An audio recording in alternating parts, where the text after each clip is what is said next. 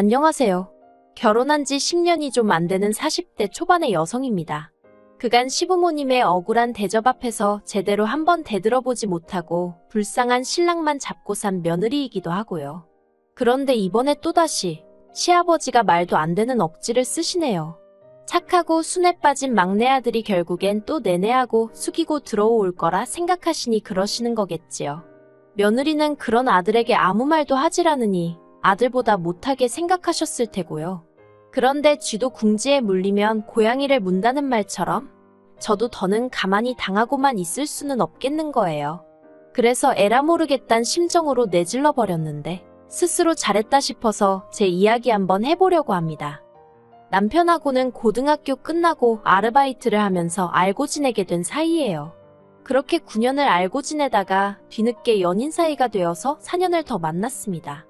오랫동안 지켜봤던 탓에 서로를 알아가는 시간은 그다지 필요치 않았지만 연애 당시 남편이 계약직으로 일을 하고 있었거든요. 참고로 남편은 고졸에 대기업 생산직으로 입사한 상황이었어요. 그리고 남편은 전문직 직업을 가진 저에게 자기가 걸맞는 사람인지 모르겠다 하면서 자기도 정규직이 되든 이직을 하든 아무튼 자기 상황이 좀 더 안정적일 때 식을 올리고 싶다고 하더라고요. 그렇다 보니 저와 남편 서로 확신이 있었음에도 불구하고 연애 기간이 좀 길어졌네요. 저희 친정에서는 홍기찬 딸이 허송세월을 보내는 건 아닌지 걱정이 많으셨지만요. 그래도 정말 운 좋게 남편이 정규직으로 전환이 되면서 저희도 마침내 부부라는 결실을 맺게 되었지요. 남편은 세 남매 중 막내로 위로 신우랑 아주버님이 있어요. 그런데 남편은 신우하고는 사이가 그럭저럭 괜찮은 반면 아주버님하고는 영 좋지가 못합니다. 그리고 그 이유가 저희 시부모님은 뭐니뭐니 해도 장남이 최고라고 생각하시는 분들이셨기에 아주버님을 위해서라면 신우랑 저희 남편은 어떻게 되든 말든 크게 관심도 없으시거든요. 일례로 신우랑 언젠가 같이 술 한잔하게 돼서 들은 이야기인데 신우가 결혼한다고 했을 때 시부모님이 그렇게 반대를 하시더래요. 그리고 그 이유가 알고 보니 그 무렵 아주버님이 대학원에 가겠다고 난리도 아니었는데 그때가 저희 시부모님은 하시던 사업을 몇 번이나 망하시고 마지막으로 동네에서 작은 식당을 하고 계시던 때였던 거지요. 게다가 그나마 장사도 되질 않아서 그 잘난 장남아들 대학원비를 내주실 여력이 안 되셨고요. 그러니까 그 불똥이 신우한테 튀어서는 아무리 그래도 혈육이 먼저 아니겠냐며 장남이 잘 돼야 집안이 잘 돌아간다며 결혼자금은 아주버님 학비로 먼저 쓰라고 하셨답니다. 그래서 신우가 싫다고 하니까 급기야는 신우더러 남자애 환장했냐고 그러시더래요. 그러면서 머리카락을 다 잘라놓겠다고. 그리고 그 말에 열받은 신우가 에라 모르겠단 심정으로 시매부와 혼인신고부터 해버리고는 식장에 올 테면 오시고 말 테면 마시라며 결혼을 밀어붙였다는 거예요. 그리고 이후로 신우는 지금까지 시부모님에게 감정이 좋지 못해서 생일이나 명절처럼 특별한 일이 있지 않고는 굳이 시댁에 발걸음을 하지 않아요. 이런 속사정을 알기 전에는 어쩌면 딸이 돼서는 저렇게 매정할까 싶었는데 알고 보니 다 그럴 만한 이유가 있었던 거지요. 그럼 저희 아주버님은 어떤 사람이냐면요. 솔직히 제가 결혼 전부터 시작해서 남편이나 신우에게 아주버님 때문에 받은 차별이라던가 여러 이야기를 듣긴 했지만 저에게 직접적으로 준 피해는 없었거든요. 일부러 저를 골탕 먹이고 그런 것도 없었고요.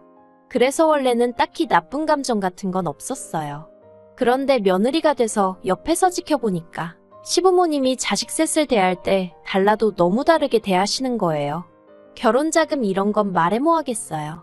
신우 자기가 모은 돈 갖고 시집 갔고 저희 남편도 시부모님 도움 하나도 안 받고 저랑 결혼했는데 아주버님은 1억 받아 장가 가셨단 소리 듣곤 솔직히 황당했던 게 사실입니다. 하지만 이거야 시부모님이 당신 재산 그렇게 쓰시겠다는데 자식은 물론이고 며느리인 제가 뭐라고 하겠어요. 그냥 속으로 서운하다 생각할 뿐이었죠. 하지만 정말 저를 빈정상하게 했던 건 시부모님이 먹는 걸로 자식들을 차별하신 거예요. 예를 들어 저희 부부나 신우네가 시댁에 가면 그냥 냉장고에 있는 반찬 꺼내서 대충 차려 먹는 식이라면 아주버님네가 시댁에 가면 상다리가 부러질 만큼 그리고 그 위에는 한우부터 시작해서 온갖 육해공산의 진미가 다 올라가더라고요. 한마디로 저희가 평소에 먹는 반찬은 아주버님 밥상에선 감히 올려선 안 되는 음식이었지요. 그리고 더 열받는 건 그렇게 차별을 하시면서도 시쳇말로 잡일 막일 심부름, 온갖 기사 노릇이 필요할 때면 저희 남편을 찾으셨다는 거예요. 순에 빠진 남편은 시부모님이 뭐라도 말씀을 하시면 뒤에서는 궁시렁거릴지언정 앞에선 싫다 소리 한번 제대로 못하고 시키는 대로 했고요. 그리고 그 꼴을 옆에서 보고 있는 제 속은 타들어갔지요.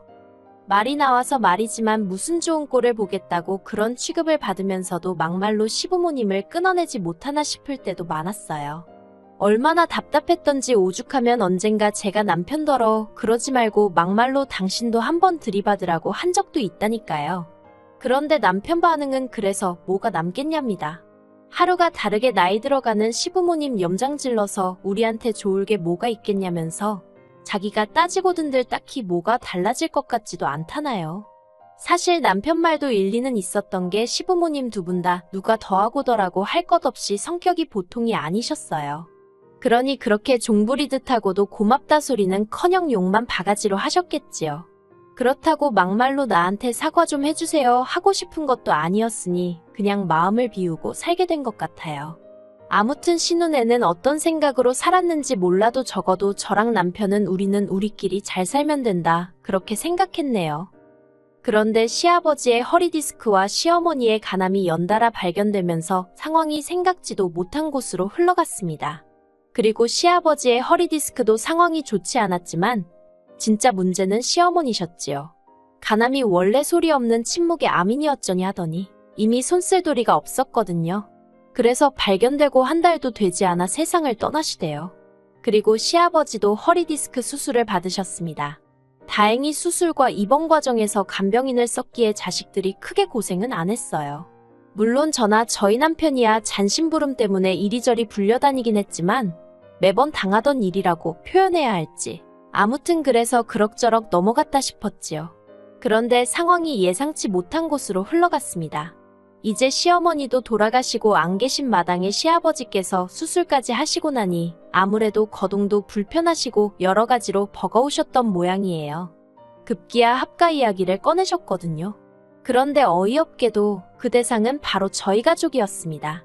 저희랑 합가를 하고 싶으시다는 거예요. 당연히 싫었고 안 된다고 했어요. 그리고 고맙게도 신우까지 나서서는 시아버지더러 말도 안 되는 소리 하지 마시라고 그 잘난 장남도 따모하냐면서 장남이랑 사시라고 아주 난리를 쳐주었습니다. 게다가 거기서 그치지 않고 아주버님한테도 전화해서 그만큼 지원받아서 그 정도 해놓고 살면 자식돌이는 하라고 네가 사람이 맞긴 하냐 하면서 악을 썼더라고요. 그런데 그래도 전 평소에 아주버님이 경우는 있는 분이라고 생각했는데 시아버지 일로 만나자 해서 나갔더니 무슨 말 같지도 않은 소리를 꺼내왔습니다. 한다는 말이 자기가 계산을 해봤는데 이제껏 시부모님이 자기한테 해주신 지원이 돈으로 환산하면 4억쯤 되는 것 같다면서 자기가 그 돈 토해낸다고. 저희 남편이랑 신우한테 1억 3천씩 줄 테니까 그거 받고 시아버지 똑같이 나눠서 봉양을 했으면 좋겠다는 거예요.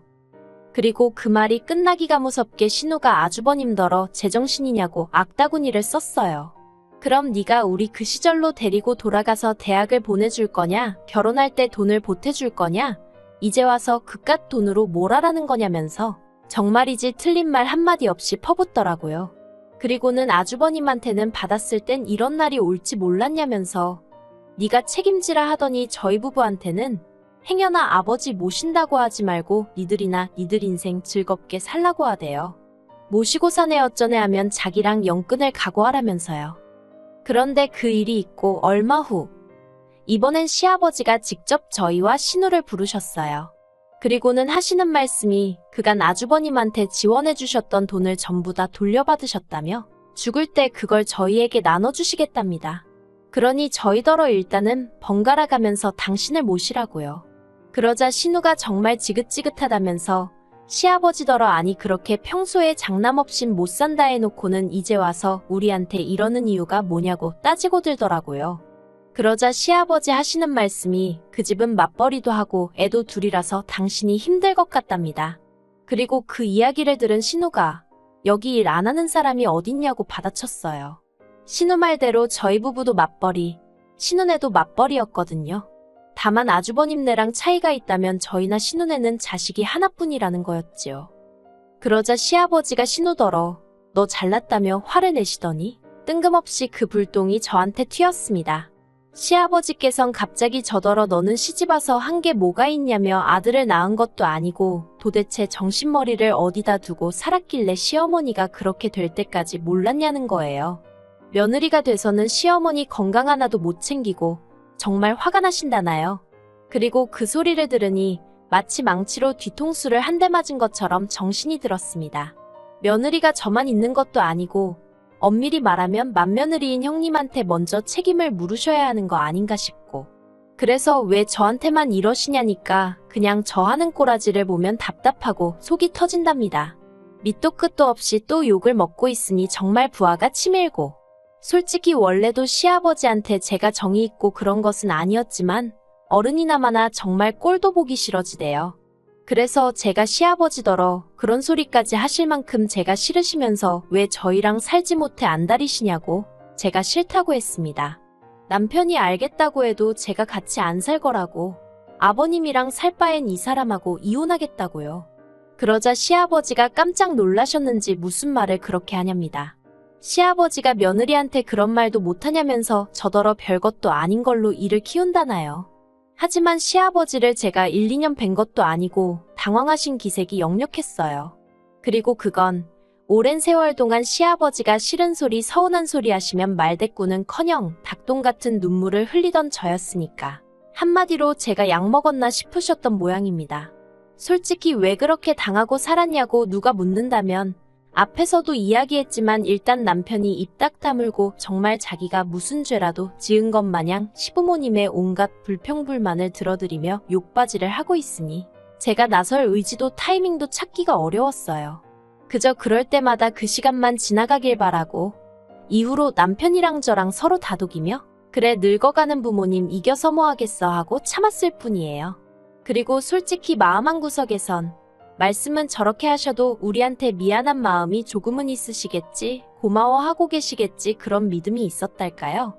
그런데 이번에 시아버지가 저에게 하신 말씀은 그간 제 일마리 기대를 깨부시기에 충분했고 까놓고 말해서 제가 나중에 무슨 부귀영화를 누리겠다고 그 푸대접을 또 받으며 살아야 하나 싶더라고요. 그래서 절대로 안 모신다고 그러곤 남편한테 선택하라 했습니다. 시아버지 밑에서 머슴마냥 평생 빗자루로 얻어맞으며 살 건지 저랑 같이 살 건지 말이에요. 그랬더니 남편이 한숨 한번 길게 내쉬더니 시아버지더러 제가 자식을 키우면 키울수록 아버지가 왜 나한테 그렇게 모질게 하셨을까 그런 생각만 들더라면서 더는 아버지 비위 맞추고 눈치 살피며 살기 싫다고 형하고 사시던 혼자 사시던 알아서 하시라고 자긴 이제 모르겠다며 죄송합니다 건강하세요 하고는 저더러 집에 가자고 하대요. 그러자 신우도 시아버지더러 결국 이렇게 될 줄 알았다면서 그래도 걱정 없지 장남이 알아서 해결해 줄 거 아냐 라곤 비꼬더라고요. 그리고 이후로는 정말 귀 막고 아무것도 안 듣고 산다는 심정으로 아주버님이고 형님이고 전화 오는 것도 다 무시하고 지냈습니다. 솔직히 저희 시아버지가 거동이 조금 불편해지신 건 맞지만 그렇다고 무슨 장애가 생기신 것도 아니고 혼자 얼마든지 생활하려면 하실 수 있는 상황이었거든요. 그래서 걱정을 크게 하진 않았어요. 그리고 저희 부부는 그간 할 만큼 했다 싶었으니 솔직히 누가 감히 우리를 욕하겠나 싶었지요. 그리고 저도 돈 벌고 애 키우는 것만으로도 벅차디 벅찼는데 신경질적이고 매번 막말이나 토해내시는 시아버지까지 모시고 살라는 건 솔직히 남편이 사람이면 저한테 바라면 안 되는 일이잖아요. 아무튼 그리고 신우에게 들으니 시아버지가 아주버님네와는 상의도 없이 아주버님네로 쳐들어가셨답니다. 말 그대로 짐가방 하나 싸들고 아주버님네 가서 여기서 살러 왔다고 문 열라고 하신 거지요. 그리고 그 일로 아주버님하고 형님이 이혼한 애만의 소리가 나올 만큼 크게 싸웠다대요. 심지어 형님이 신우한테 전화해서 정말 너무한 거 아니냐고 자식이 셋인데 왜 자기가 독박을 써야 하냐며 악다구니를 쓰길래 네 남편한테 그러라고 왜 나한테 이러냐고 똑같이 욕을 해줬다고요. 참고로 시아버지는 당신 살던 전셋집 계약 연장도 안 하셔서 이제 아주버님네서 쫓겨나기라도 하시면 당장에 갈 데가 없으시다는데 만약 그런 일이 생긴다면 보나마나 시아버지는 저희 집으로 오시겠지요? 그런데 저희는 이제 이사까지 정말 며칠 남지 않은 상황이거든요. 그리고 저희가 어디로 이사를 가는지는 아무도 몰라요. 원래는 신우한테는 말하려고 했는데 자기는 알고 싶지 않다면서 말하지 말라더라고요. 그리고 제가 이렇게 말하는 게 어떻게 보면 가식적으로 보이겠지만 최근 몇 달 동안 시아버지가 저희 남편을 포함해 자식을 셋이나 두고도 저런 대접을 받는 걸 보니까 한편으로는 서글픈 인생이다 싶대요. 그러니까 왜 자식 하나만 끌어안고 그렇게 어화둥둥 키우셨냔 말이에요. 그럴 것 같았으면 처음부터 하나만 낳으시던가. 솔직히 저희 남편도 운이 좋아 정규직이 되었고 지금은 그럭저럭 남에게 손 안 벌리고 사는 처지가 되었지만 이게 다 자기가 아둥바둥 노력하고 살아서 된 거지 시부모님 덕을 봤다는 생각은 안 하는 눈치예요. 옆에서 제가 보기에도 그렇고요. 하지만 아주버님은 아무래도 학벌도 좋고 하니까 물론 자기가 노력도 하기야 했겠지만 그래도 저희 남편보단 어떻게 보면 사는 데 있어서 난이도가 쉽지 않았을까요? 그리고 저희 남편도 처음부터 아주버님만큼 대학물 먹고 했으면 지금보다 더 잘 됐을 수도 있잖아요. 물론 이제 와서 아무리 생각해봤자 의미 없는 아쉬움이지만요. 그냥 제가 답답하고 그래서 하는 말이에요. 아무튼 아주버님이 아무리 그래도 자기 아버지인데 설마 시아버지를 어디다 버리기야 하겠어요? 알아서 잘해드리겠지요. 신우 말대로 더는 정말 신경 쓰지 않으렵니다. 그 집이 이혼을 하던지 어쩌던지 그것도 다 자기 팔자 아니겠어요? 저는 그냥 저희 세 식구 알콩달콩 건강히 잘 살 생각만 하려고요.